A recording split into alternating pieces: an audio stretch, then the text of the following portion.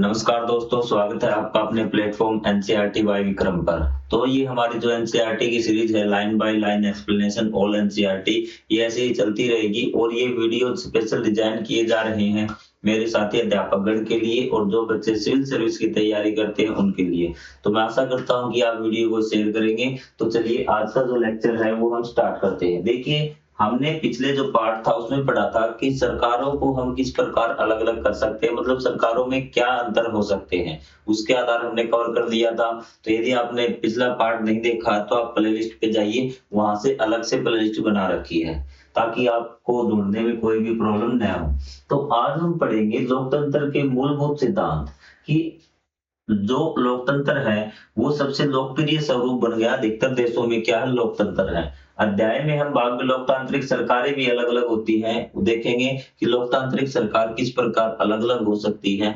और फिर हम सबसे पहले उससे पहले इसने कहा था कि हम जान लेते हैं उनका मूलभूत सिद्धांत क्या है, लोकतंत्र में कौन सी चीजें होनी बहुत ज्यादा जरूरी है। तो चलिए आज का जो लेक्चर है स्टार्ट करते हैं। लोकतंत्र के मूलभूत सिद्धांत।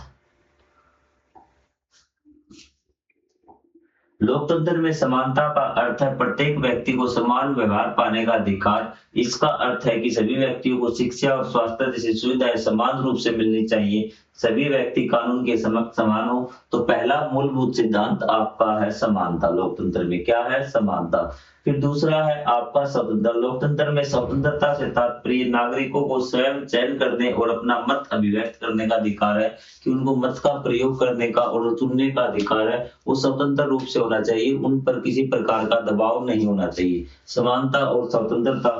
और तीसरा आपका प्रतिनिधि सहभागिता भी। ये देखिए क्या है आपका प्रतिनिधि सहभागिता का अर्थ है कि प्रत्येक नागरिक को चुनाव के माध्यम से अपने प्रतिनिधियों को चुनने का अधिकार प्राप्त होता है। चुने गए प्रतिनिधि विधायिका का भाग बनते हैं। विधायिका मतलब जो कानून बनाता है वो विधायिका होता है और सरकार के विभिन्न निर्णयों में नागरिकों का प्रतिनिधित्व करते हैं। तो ये चीज आपकी होनी चाहिए, प्रत्येक नागरिक को अपने प्रतिनिधि चुनने का अधिकार होना चाहिए। स्वतंत्रता में होना चाहिए कि उसे अपना जो मत अभिव्यक्त करने का, जो मत डालने का हो, उसमें आपका स्वतंत्र रूप से वो होना चाहिए। सार्वभौमिक वय मताधिकार का मतलब प्रत्येक नागरिक को निर्धारित आयु से ऊपर की, वो आपकी आयु 18 वर्ष हो सकती है, 21 वर्ष हो सकती है, 25 वर्ष हो सकती है, उससे अधिक जितने भी नागरिक हैं, चाहे वो किसी धर्म जाति, अगर उस क्षेत्र का वो निवासी है तो उसको वोट डालने का अधिकार होना चाहिए, मत देने का अधिकार होना चाहिए, अपना प्रतिनिधि चुनने का अधिकार होना चाहिए। किसी रूप में आप इसे व्यक्त कर सकते हैं। अब नागरिकों के मौलिक अधिकार क्या है, नागरिकों के मौलिक अधिकार, मत का अधिकार, अभिव्यक्ति की स्वतंत्रता का अधिकार, मतलब जो बातें उसके मन में है उसको वो कह सके, दबाया ना जा सके। शोषण के विरुद्ध अधिकार, सभी को लोकतंत्र में प्रदान किया जाता है, उसे संरक्षित किया जाता, मतलब उसके पास मौलिक अधिकार भी होने चाहिए। अब सबसे ज्यादा इंपॉर्टेंट स्वतंत्र न्यायपालिका, यह सुनिश्चित करती है कि प्रत्येक नागरिक के मौलिक अधिकारों की रक्षा की जाए और नागरिकों के साथ साथ सरकार के सभी अंगों द्वारा कानून का पालन हो। मतलब कि सरकार पे अंकुश लगाना, सरकार के कार्यों की जांच पड़ताल करना कि नागरिकों की तो रक्षा करती है, नागरिकों के हितों की रक्षा करती है आपकी न्यायपालिका, और साथ साथ जो सरकार के अंग है, आपके विधायिका है, आपकी कार्यपालिका है, उसको देखना क्या ये सही तरीके से काम कर रही है या फिर नहीं कर रही, वो आपका स्वतंत्र न्यायपालिका होगी, तभी संभव हो पाएगा। लोकतंत्र के मौलिक सिद्धांत भी समय के साथ विकसित हुए। उदाहरण के लिए भारत ने 1950 में गणराज्य बनने के साथ ही सभी वयस्कों को चुनाव में मतदान का अधिकार, सार्वभौमिक वयस्क अधिकार प्रदान किया, जबकि स्विट्जरलैंड में महिलाओं को यह अधिकार 1971 में मिला। कहता है कि ये अधिकार है ना समय के साथ विकसित होते जाते हैं। भारत ने तो क्या किया था कि 1950 में भारत जब गणराज्य बना था, भारत ने अपना संविधान लागू किया था, तो उस समय सभी नागरिकों को क्या दे दिया था, वोट डालने का अधिकार दे दिया था। इसको बोलते हैं सार्वभौमिक वयस्क अधिकार। जबकि स्विट्जरलैंड में महिलाओं को यह अधिकार 1971 में मिला था। ये अधिकार है जो आपको, ये जो सिद्धांत है समय के साथ विकसित हुए, विकसित होने का मतलब इसमें और ज्यादा सुधार हुए हैं। यह स्पष्ट है कि उपयुक्त सिद्धांत एक आदर्श है, सभी लोकतांत्रिक व्यवस्थाएं इन आदर्शों को पूर्णतः व्यवहार में नहीं उतार पाती। इसने कहा कि जो सभी लोकतांत्रिक व्यवस्थाएं जहां जहां लोकतंत्र है वो इन सभी सिद्धांतों को लागू नहीं कर पाती। फिर भी यह आवश्यक है कि सभी व्यक्ति इन आदर्शों को अपने मानस में स्थान दे और इन लोकतांत्रिक जीवन की दिशा में प्रेरक बनाएगी। ठीक है, कि उसको क्या करे, उसको ये अपने विचारधारा में रखी इस चीज को और उसे अपनाने की पूरी पूरी कोशिश की जाए कि अपने व्यवहार में इस चीज को वो जरूर रखें। लोकतांत्रिक सरकारों के विभिन्न स्वरूप कि हमने इसके पढ़ लिए कि लोकतांत्रिक सरकार के मूल सिद्धांत क्या क्या, कि समानता थी, स्वतंत्रता थी, आपके मौलिक अधिकार थे, स्वतंत्र न्यायपालिका थी। तो ये सारी चीजें थी आपकी, और भी एक दो चीजें थी, आप एक बार रिवाइज कर लेना। लोकतांत्रिक सरकारों के विभिन्न स्वरूप कि हम देखते हैं किस प्रकार की लोकतांत्रिक सरकार हो सकती है। प्रत्यक्ष लोकतंत्र में वह व्यवस्था है कि पहला है आपका प्रत्यक्ष लोकतंत्र। प्रत्यक्ष आप समझ गए होंगे कि डायरेक्ट लोकतंत्र, जिसमें देश के सभी नागरिक शासन संबंधी सभी नियमों, नीतियों, कार्यों के लिए प्रत्यक्ष रूप से उत्तरदायी होते हैं और वे सभी निर्णयों में स्वयं भाग लेते हैं। मतलब कि सीधा जनता के द्वारा निर्णय लिए जाएंगे, ठीक है, वो सभी नियमों में जनता हस्तक्षेप करेगी। इसको बोलते हैं प्रत्यक्ष लोकतंत्र। वर्तमान समय में स्विट्जरलैंड जैसे देश में इस प्रकार की लोकतांत्रिक व्यवस्था अपनाई जाती है। इस शासन प्रणाली की एक सीमा यह है कि इसे व्यवहार में लागू करना अधिक कठिन है, ठीक है, कि जो आपकी प्रत्यक्ष लोकतंत्र है ना, तो उसमें क्या है, उसको संविधान लागू करना बहुत ज्यादा कठिन है कि सभी लोग हिस्सा लेंगे। जैसे हमने कक्षा का एग्जाम्पल लिया था, सारे विद्यार्थी क्या है निर्णय लेंगे तो ये काफी ज्यादा मुश्किल हो जाएगा। लेकिन स्विट्जरलैंड में क्या है, प्रत्यक्ष लोकतंत्र की व्यवस्था है। विशेष रूप से बड़े देश जैसा कि बड़े देशों में, जैसा कि हमने विद्यालय की कहानी में देख चुके हैं, प्रत्येक विद्यार्थी समिति का भाग बनता है तो निर्णय लेना और सभी कार्यों को सुचारू रूप से संपन्न करना कठिन हो जाएगा। स्विट्जरलैंड में डायरेक्ट लोकतंत्र है, सभी लोग मिलकर क्या है निर्णय लेते हैं। लेकिन भारत, चीन जैसे जहां जनसंख्या बहुत अधिक है, वहां पे कैसे इतने लोग एक निर्णय लेने में सक्षम होंगे कि निर्णय किसी एक निर्णय पे पहुंच ही नहीं पाएंगे। तो ये चीजें भारत जैसे में प्रत्यक्ष लोकतंत्र नहीं होता है। फिर प्रतिनिधि सरकार, यह लोकतांत्रिक सरकार का वह स्वरूप है जिसमें नागरिक सार्वभौमिक वयस्क मताधिकार के माध्यम से अपने प्रतिनिधियों का चयन करता है, ठीक है, कि लोग क्या है अपने प्रतिनिधि का चुनाव करेंगे ताकि जो सरकार चलाने वाले लोग हैं उनकी संख्या में कमी आए और लोगों की सहभागिता भी बनी रहे। जैसे आप कहते हैं कि आपको कहीं टूर पे जाना घूमने का, कहते हैं कि रवि ने जो निर्णय लेगा ना वही निर्णय हमारा है। मतलब कि रवि आपका प्रतिनिधि आपने बना दिया कि रवि कहेगा तो चलेंगे, नहीं तो नहीं। आपने सारा निर्णय किस पे छोड़ दिया, रवि पे छोड़ दिया। उसी प्रकार आप सरकार के तौर पर जो निर्णय लेने हैं वो अपना प्रतिनिधि के ऊपर छोड़ देते हैं। प्रतिनिधि का चुनाव कैसे होगा, आप वोट डाल के चुनते हैं कि ये प्रतिनिधि हमारा। सारी चीजें हम समझाएंगे किस प्रकार से प्रतिनिधि का चुनाव होता है, जिसमें नागरिक सार्वभौमिक वयस्क मताधिकार के माध्यम से अपने प्रतिनिधियों का चुनाव करते हैं, जैसा कि भारत में होता है। इस प्रकार लोकतांत्रिक व्यवस्था में जनता सीधे शासन नहीं करती, किंतु सरकार सदैव जनता के प्रति उत्तरदायी रहती है। उत्तरदायी का मतलब होता है कि सरकार जनता के प्रति जवाबदेह रहती है, उन्हें जो काम करती है उसका जवाब देना पड़ता है, जनता का ख्याल रखना पड़ता है, जनता के अकॉर्डिंग ही वो कार्य करती है, जनता के अनुसार ही वो कार्य करती है, नहीं कि अपनी मर्जी से कार्य करेगी। चुनाव प्रतिनिधि लोकतंत्र का एक अभिन्न अंग होते हैं जिसके माध्यम से जनता अपनी इच्छा के अनुसार सरकार में बदलाव कर सकती है। इसलिए चुनाव नियमित और निश्चित अंतराल पर आयोजित किए जाते हैं। सबसे इम्पोर्टेंट बात यही है कि ये नहीं कि जनता ने एक बार चुन ली तो हमेशा के लिए वो सरकार रहेगी। नियमित अंतराल पे कुछ वर्षों के अंतराल के बाद दोबारा चुनाव होंगे और उनके जो पुरानी सरकार थी उनके कामों को देखकर यदि जनता संतुष्ट है तो उन्हें दोबारा चुन सकती है। वो अपने सार्वभौमिक मताधिकार का प्रयोग करके, यदि उन्हें सरकार के काम से वो संतुष्ट नहीं हुए या फिर उन्हें अगले और कोई प्रतिनिधि अच्छा लगा तो उसका भी चुनाव कर सकते हैं। भारत में प्रत्येक 5 साल में आम चुनाव होते हैं, जबकि अमेरिका में प्रत्येक 4 साल में आम चुनाव होते हैं। ये चीज आपको ध्यान रखनी है अभी, ठीक है। प्रत्यक्ष लोकतंत्र कहाँ था, स्विट्जरलैंड में भी।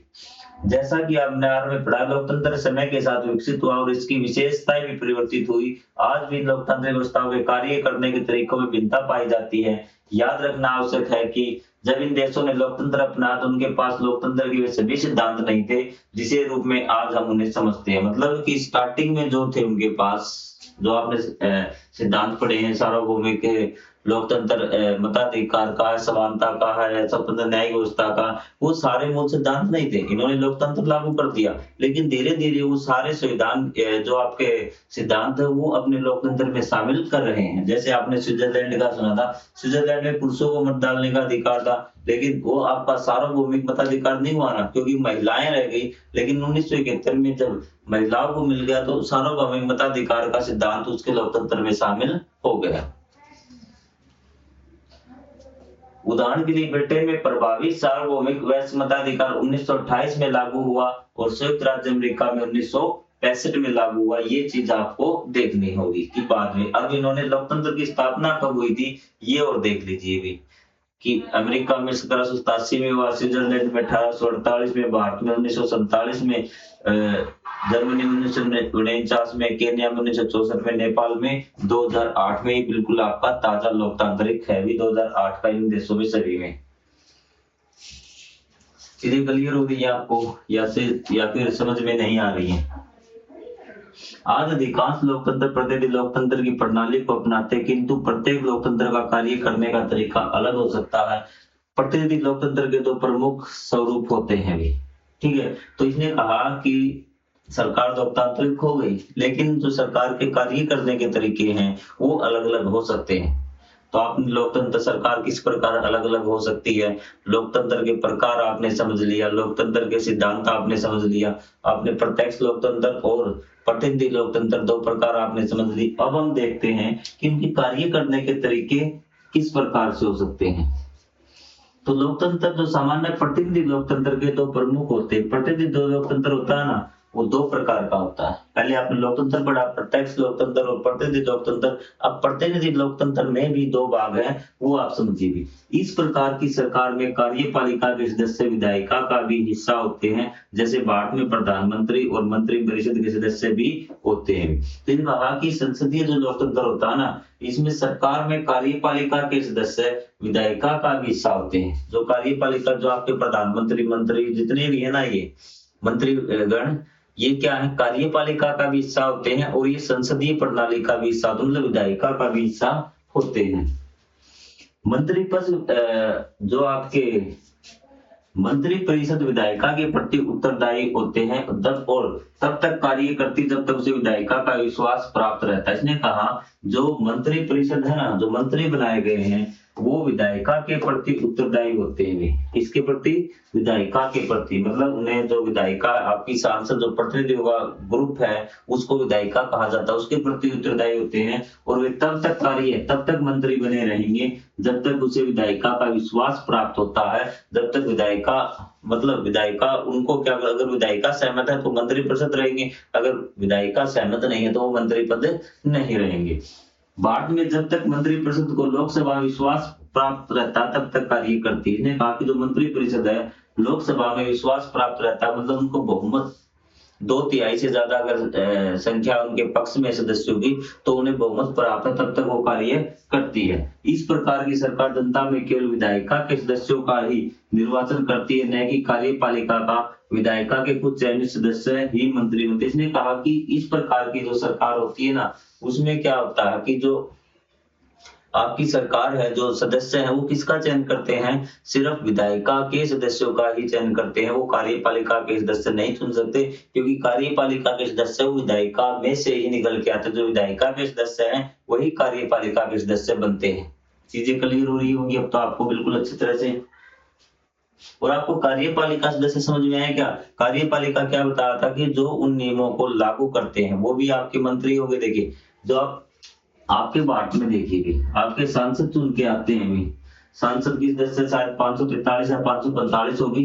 तो इसमें क्या होगा, ये सभी सदस्य ही क्या बनाएंगे? कानून बनाएंगे। तो क्या हो गया, वे विधायिका हो गई। और जो मंत्री परिषद है, जो मंत्री हैं आपके, श्रम मंत्री है, रोजगार मंत्री, सिंचाई मंत्री, वही क्या करते हैं?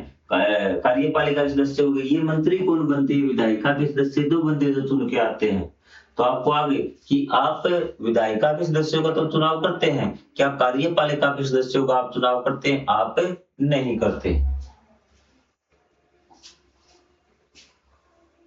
अगर अध्यक्षीय शासन प्रणाली, इस प्रकार की शासन प्रणाली में न केवल न्यायपालिका बल्कि कार्यपालिका भी विधायिका से स्वतंत्र कार्य करती है। इसने कहा कि जो आपकी अध्यक्षीय शासन प्रणाली होती है, इस प्रकार की शासन प्रणाली में कार्यपालिका और विधायिका दोनों अलग अलग प्रकार से कार्य करती है।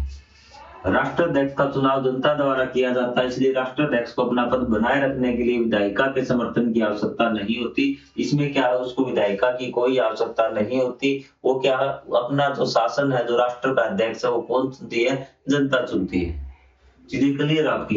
लेकिन यहाँ पे जो राष्ट्राध्यक्ष बनेगा आपके देश में, उसको विधायिका का क्या समर्थन बहुत ज्यादा जरूरी है। अगर विधायिका का नहीं रहेगा तो उसका जैसे प्रधानमंत्री बना दिया, राष्ट्राध्यक्ष आपका बना दिया, तो अगर विधायिका ही नहीं रहेगी तो वो राष्ट्राध्यक्ष नहीं रहेंगे।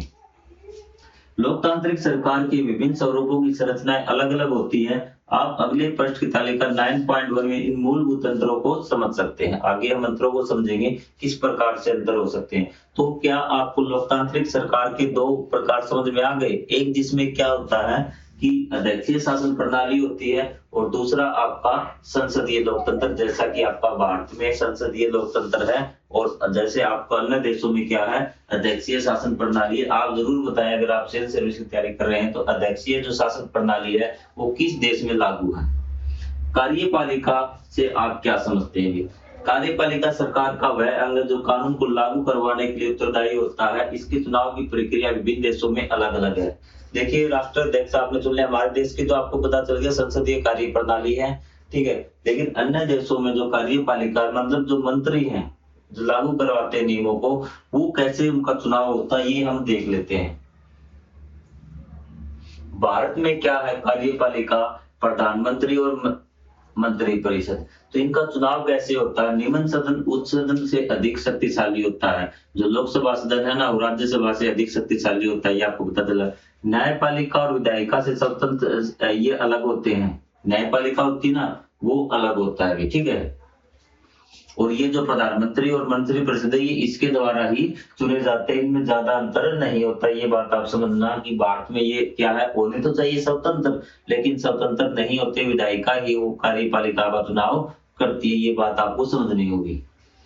अब अमेरिका में राष्ट्राध्यक्ष आपका हो गया उच्च सदन, सीनेट में निम्न सदस्य से अधिक शक्तिशाली है। उसके दो सदन उसके में होते हैं, एक उच्च सदन है और एक निम्न सदन है, प्रतिनिधि सभा। उच्च सदन को सीनेट बोलते हैं, ये इससे अधिक शक्तिशाली होता है। कार्यपालिका एवं विधायिका स्वतंत्र से शक्तियों का पृथक्करण है। यहाँ दोनों क्या होते हैं, अलग होते हैं, कार्यपालिका और विधायिका यहाँ पे,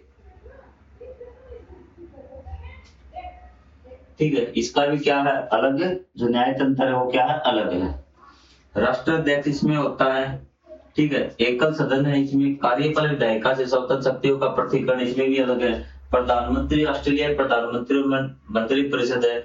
जो आपका ध्यान रखना कि दक्षिण कोरिया में एकल सदन है, ये आपसे क्वेश्चन पूछा जा सकता है।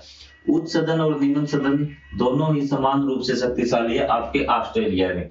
कार्यपालिका जो आपका न्यायपालिका, दोनों कार्यपालिका और विधायिका से अलग है, लेकिन ये ध्यान रखना कि उच्च सदन और जो निम्न सदन है दोनों ही समान रूप से शक्तिशाली है। ये आपके अन्य देशों की आपको पता हो तो आप जरूर लिखें। सिविल सर्विसेज की तैयारी कर रहे हैं, पॉलिटिकल विषय आप पढ़ रहे हैं, तो ये चीज आप जरूर, जो भी आपको एक्टिविटी दी गई है उसको जरूर सोल्व करने की कोशिश कीजिए, ठीक है। ऑस्ट्रेलिया में दोनों सदन बराबर हैं, आपके दक्षिण कोरिया में एकल सदन है। ये आपको बात इंपॉर्टेंट याद रखनी है।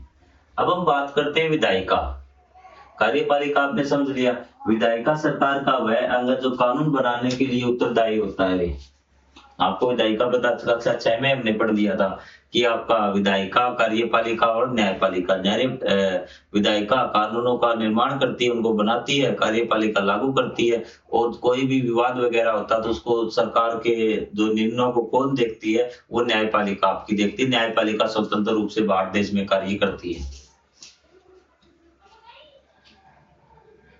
विधायिका सरकार का वह अंग जो कानून बनाने के लिए उत्तरदायी होता है। इसे अलग अलग देशों में अलग अलग नामों से जाना जाता है। भारत में संसद कहा जाता है, अमेरिका में कांग्रेस कहा जाता है। ये अधिकांश लोकतंत्रों में दो सदन होते हैं, उच्च सदन और निम्न सदन में दो सदन होते हैं। अब दोनों की भूमिका देखेंगे कि उच्च सदन और आपका ये निम्न सदन है, इनसे क्या मतलब। आपने कई बार नाम सुना होगा, लेकिन आज हम इनसे परिचित करवाते हैं, दोनों में क्या अंतर है और क्या इनकी भूमिका रहती है। उच्च सदन और निम्न सदन। अधिकांश देशों में निचले सदन के सदस्यों को प्रत्यक्ष मतदान के द्वारा आधार पर चुना जाता है और ऐसा मतलब उच्च सदन से अधिक शक्तिशाली होता है। इसने कहा कि जो निम्न सदन होता है ना, अब इसके नाम दिए हैं दो, आप समझ जाना कि निम्न सदन के सदस्यों का चुनाव जनता के द्वारा होता है, अधिक शक्तिशाली होता है, जिसमें चुनाव या नामांकन के द्वारा गठित किया जाता है। भारत में निम्न सदन लोकसभा है और उच्च सदन राज्यसभा कहलाता है। समझ में आ गया दोनों में अंतर, कि जिसमें क्या होता है कि निम्न सदन क्या होता है कि उनके सदस्यों के द्वारा, जनता के द्वारा चुना जाता है। शक्तियों का प्रत्येकरण, इसका अर्थ है कि सरकार के तीनों अंग विधायिका, कार्यपालिक और न्यायपालिक स्वतंत्र रूप से कार्य करते और एक दूसरे के कार्य में हस्तक्षेप नहीं करते। देखिए आपके हिसाब से तो बिल्कुल इसने सही बताया कि ऐसी व्यवस्था होती है, लेकिन भारत में ऐसी व्यवस्था मुझे नहीं लगती मेरे हिसाब से, क्योंकि विधायिका और जो कार्यपालिका है ना, वो दोनों एक दूसरे से क्या है, अलग नहीं है, क्योंकि विधायिका के सदस्य ही आपके कार्यपालिका के सदस्य बनते हैं, तो किस प्रकार से ये अलग हो सकते हैं।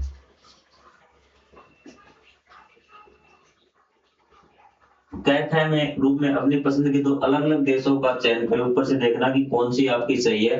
तालिका विश्लेषण करें, इसकी उदाहरणों में सभी समानता और भिन्नताओं पर आपस में चर्चा करें।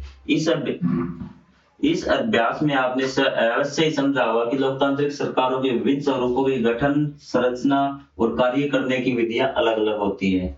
इसके साथ ही सरकार के तीनों अंगों के मध्य संबंध भी भिन्न भिन्न होते हैं, जैसा कि हमने आरंभ में पढ़ा।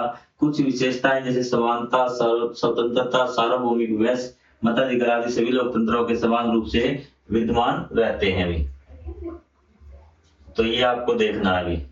इतिहास की एक झलक, प्रारंभिक गणराज्य के बारे में हम बात करेंगे। बिल्कुल स्टार्टिंग में एक बार हम जाएंगे कि स्टार्टिंग में किस प्रकार से होता है भी। ठीक है, आपने पढ़ा होगा महाजनपद हिस्ट्री जब आपने पढ़ी होगी कि मल और वज्जी दो ऐसे गणतंत्र थे, महाजनपद थे जिसमें गणतंत्र की व्यवस्था थी। गणराज्य एक ऐसी शासन व्यवस्था जिसमें राज्य का प्रमुख निर्वाचित होता और वह वंशागत राजा या रानी नहीं होता, मतलब राजा का बेटा राजा नहीं होता। ये चीज आपको समझ में आ गई। जैसा कि आपने नगर और राज्य अध्याय में पढ़ा होगा, नवारंभ पढ़ा था ना आपने, तो उसमें पढ़ा था कि भारत के प्राचीन महाजन कम से कम दो ऐसे उदाहरण मिलते हैं जहां व्यवस्था थी, जहां राजा का बेटा राजा नहीं होता था। वज्जी महाजनपद विशेष रूप से लिच्छवी कुल सामूहिक निर्णय प्रक्रिया अपनाता था और नेता जन्म के आधार पर नहीं, बल्कि जो आपका वज्जी महाजनपद में विशेष रूप से एक कुल था कि अब जो महाजनपद है उसको भी बात कर रखा, उसमें एक लिच्छवी कुल था जिसमें क्या था आपका कि ये व्यवस्था थी गणराज्य, जिसमें सामूहिक रूप से चुनकर राजा बनाते थे। सभी लोग इकट्ठा होकर विचार विमर्श करके राजा का चुनाव करते थे, राजा का बेटा राजा नहीं बनता था। ये चीज आपकी क्लियर हुई। एक बार मैं आवाज चेक कर लेता हूँ कि आवाज में तो कोई गड़बड़ नहीं है, ठीक ठाक आ रही आवाज, कोई दिक्कत नहीं है। चुनाव के आधार पर नियुक्तियां की जाती थी। विभिन्न कुलों के प्रतिनिधि नियमित रूप से बैठक करते थे जिसमें कि जन कल्याण के लिए समस्याओं का समाधान निकाला जा सके, इसलिए राज्यों को प्रारंभिक गणराज्य कहा जाता। उसमें सभी लोग क्या करते थे, आपस में मिलकर कोई समस्या होती थी उसका चर्चा करते थे कि किस प्रकार से इसका सोल्यूशन किया जाए। तो इस प्रकार क्या था कि वो एक आपका प्रारंभिक गणराज्य का नाम उसको दिया गया। और ध्यान रखना आप कि जो आपका वज्जी है इसमें लिच्छवी कुल की बात की गई है भी। वास्तव में भारत में आम जनता की आवाज को 2 सदियों से महत्व दिया गया, भले ही सत्ता राजा या रानी के हाथ में रही हो। 2 सदियों मतलब 200 सालों से भी, सॉरी, आम जनता की आवाज को सदियों से महत्व दिया गया है। सदियों से मतलब बहुत सालों से महत्व, चाहे हमारे अंदर गणराज्य हमने 1950 में अपनाया हो। चोल काल के उत्तर मेरूर शिलालेखों में इसका उल्लेखनीय उदाहरण मिलता है। तमिलनाडु में स्थित ये शिलालेख आपका चोल काल का एक शिलालेख है। उत्तर मेरूर भी क्या है, उत्तर मेरूर है, इसका उदाहरण मिलता है। तमिलनाडु में स्थित ये शिलालेख ग्राम सभा के सदस्यों के चुनाव की प्रक्रिया के बारे में जानकारी देते हैं कि ग्राम सभा के सदस्यों का चुनाव कैसे होता था, ये इस अभिलेख में बताया गया है। इसमें सेलबंद मतपेटियों द्वारा चुनाव सदस्यों की योग्यताएं, उनके कर्तव्य हटाए जाने की स्थितियां स्पष्ट की गई है। इसमें बताया गया कि किस प्रकार से कि पेटियां होती थी चुनाव डालने के लिए, किसको पता नहीं चले किसने किसको वोट डाला, वो सारी चीज इसमें अंकित है। उदाहरण यदि कोई सदस्य भ्रष्टाचार में लिप्त पाया गया तो उसे तत्काल पद से हटा दिया जाता है। ये उस शिलालेख में लिखा कि किसको हम प्रतिनिधि का चुनाव किस प्रकार से करेंगे, ये ग्राम सभा के सदस्य के बारे में दिखाई गई बातें हैं। ये आपका अभिलेख है। उत्तर में तमिलनाडु के वैकुंठ मंडल की मंदिर की दीवार पर ये चोलकालीन शिलालेख है कि चोलों के समय का है। तो आप देख सकते हैं कि भारत के इतिहास में जो आपकी लोकतंत्र की व्यवस्था बहुत ज्यादा पुरानी है। विश्व के अन्य भागों में भी गणराज्य थे। 5वीं या 4वीं शताब्दी सामान्य संवत पूर्व मतलब ईसा पूर्व रोम व ग्रीस में दास, आप समझ गए भी कि जब दास क्या होता था, जब किसी को गुलाम बना लिया जाता था, वो खुद की इच्छा के अनुसार न काम करके मालिक जिसका वो गुलाम होता था उसकी इच्छा के अनुसार काम करता था, उसको गुलाम कहा जाता था। ये कहता है कि अन्य भागों में गणराज्य थे। 5वीं और 4वीं शताब्दी सावन संवत पूर्व मतलब ईसा पूर्व रोम और ग्रीस में गणराज्य प्रणाली उपस्थित थी। ठीक है, ग्रीस के कुछ क्षेत्रों में केवल स्वतंत्र पुरुषों को मतदान का अधिकार था, जबकि महिलाओं, श्रमिकों और दासों को अधिकार नहीं था। कुछ अन्य क्षेत्रों में केवल एक विशेषाधिकार प्राप्त छोटा वर्ग ही मतदान या निर्णय में प्रक्रिया लेता था। भी तो इसने कहा कि अलग अलग क्षेत्र थे, जैसे आपका उदाहरण दे दिया ग्रीस में कहा था वहां जो लोग आजाद थे ना, पुरुष सिर्फ उनको मतदान का अधिकार था, बाकी जो आपके दास थे, महिलाएं थी, उनको वोट डालने का अधिकार नहीं था, मजदूरों को वोट डालने का अधिकार नहीं था। अन्य प्रकार की सरकारें भी, तो हम आज के लिए इतना ही पढ़ेंगे। अन्य प्रकार की सरकारें, हमने लोकतांत्रिक सरकार पढ़ ली। लोकतांत्रिक सरकार के जो प्रत्यक्ष लोकतंत्र और आपका अप्रत्यक्ष लोकतंत्र, प्रतिनिधि लोकतंत्र जिसको बोलते हैं, उसमें भी हम संसदीय प्रणाली और जो आपकी राजा की जो चुनाव होता है वो भी हमने पढ़ ली कि किस प्रकार से संसदीय प्रणाली काम करती है। तो इस प्रकार से हमने काफी कुछ लोकतंत्र के बारे में पढ़ लिया। अब हम अगले पार्ट में पढ़ेंगे जो राजतंत्र प्रणाली है ना, उसके बारे में कि राजतंत्र प्रणाली कितने प्रकार की हो सकती है, वो सभी हम अगले पार्ट में देखेंगे। तो मिलेंगे अगले पार्ट में, तब तक के लिए जय हिंद, जय Bharat, thank you very much.